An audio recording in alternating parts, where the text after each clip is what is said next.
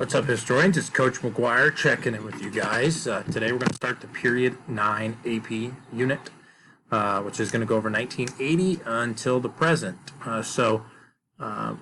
Obviously the first part of that is going to be the presidency of Ronald Reagan. So here we go. The big thing that Reagan's presidency focused on was the return to traditional family values that many had felt were lost in the 1960s with the counterculture movement. The idea that government needs to play less of a role in our day-to-day lives, right? The idea that religious values need to be placed back in the public. Many people were upset with things like Roe v. Wade and the fact that abortion was being allowed again. The idea of cutting taxes was a major tenet of his presidency. Ironically, though, the idea of that was cutting spending, but then he turns around and spends more money on the military, increasing the size of it by hundreds of millions of dollars. And then finally, sorry for the typo, is the deregulation of business, allowing businesses more freedom to conduct actions as they see fit. So we need to provide some context. If you think about the 1970s, it was marked with radical progressivism and a poor economy. One of the main things that caused the poor economy was the growth of the energy crisis, which took place because of an embargo placed on some of the Middle Eastern countries. Another thing that was taking place was called stagflation. If you remember, we talked about inflation, which is when a dollar is worth less, and deflation when a dollar is worth more. Stagflation is the idea that the economy is stagnant or not moving. So the economy doesn't grow, and when that happens, people are laid off from jobs, and then people don't buy things, the economy shrinks, and then more people lose jobs. One thing that Carter tried to do was give his malaise speech, which was a speech he gave to the American public in an attempt to rally everyone because of the economy crisis.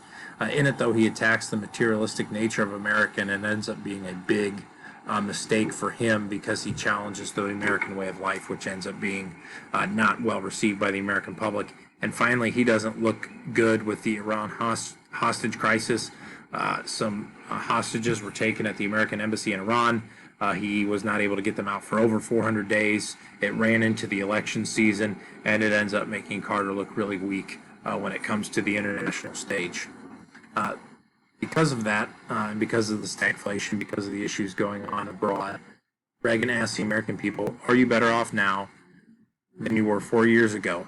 And Reagan says, if you said yes, then go vote for Carter. But if you're going to say no, I'm the alternative to that. As you can see from our map here in the bottom, most of America responded with a resounding no, as Carter won 489 votes.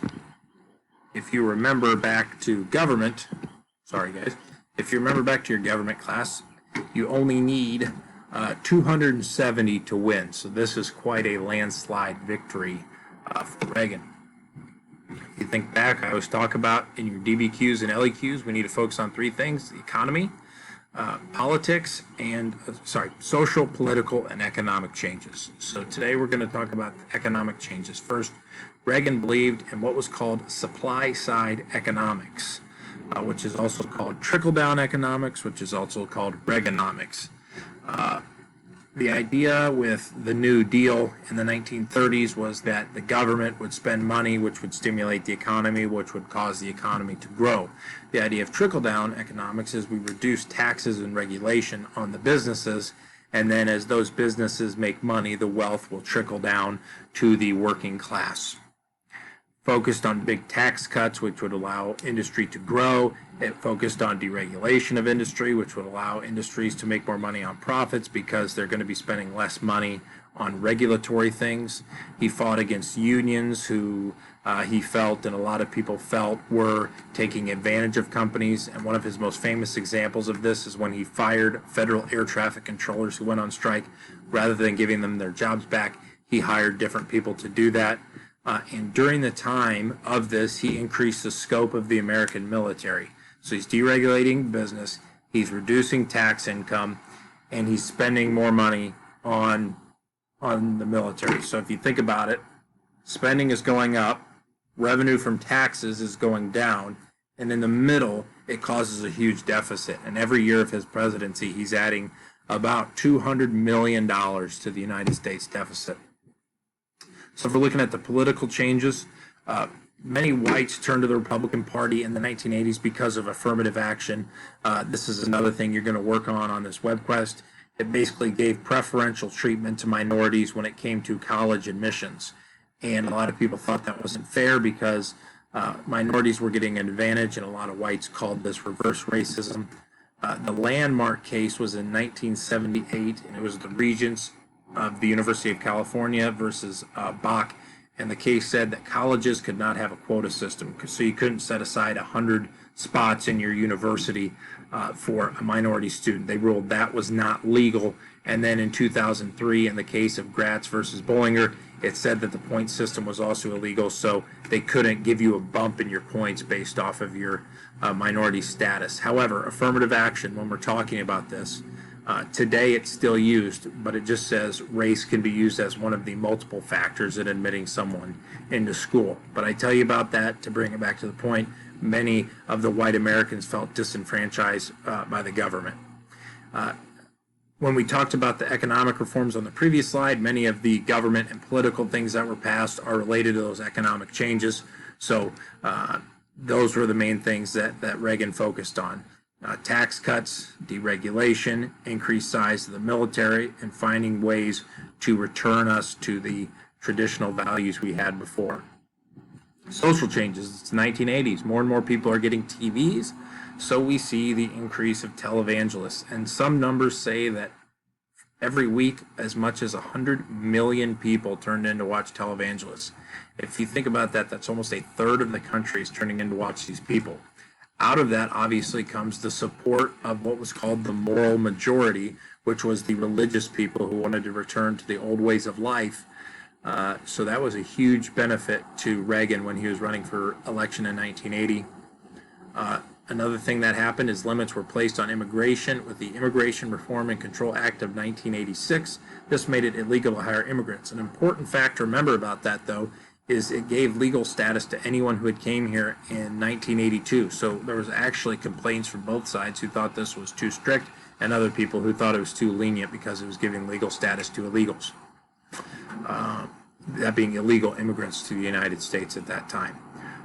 Movement of women to return to the image of women from the 1950s. So this idea that women during the conservative movement, a lot of them went back to embracing the role of being housewives, which had kind of obviously been fought against by the feminist movements in the 1960s and the 1970s.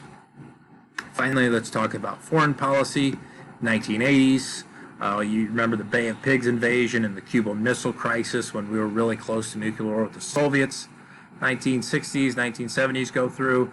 It stays about the same, and then it starts to ramp up again in the 1980s with an increase in nuclear weapons. I mean, we had enough nuclear weapons to destroy the planet hundreds, if not thousands of times over because it was just a race between the Soviets and the Americans. Reagan chose to take a hard line against the Soviets.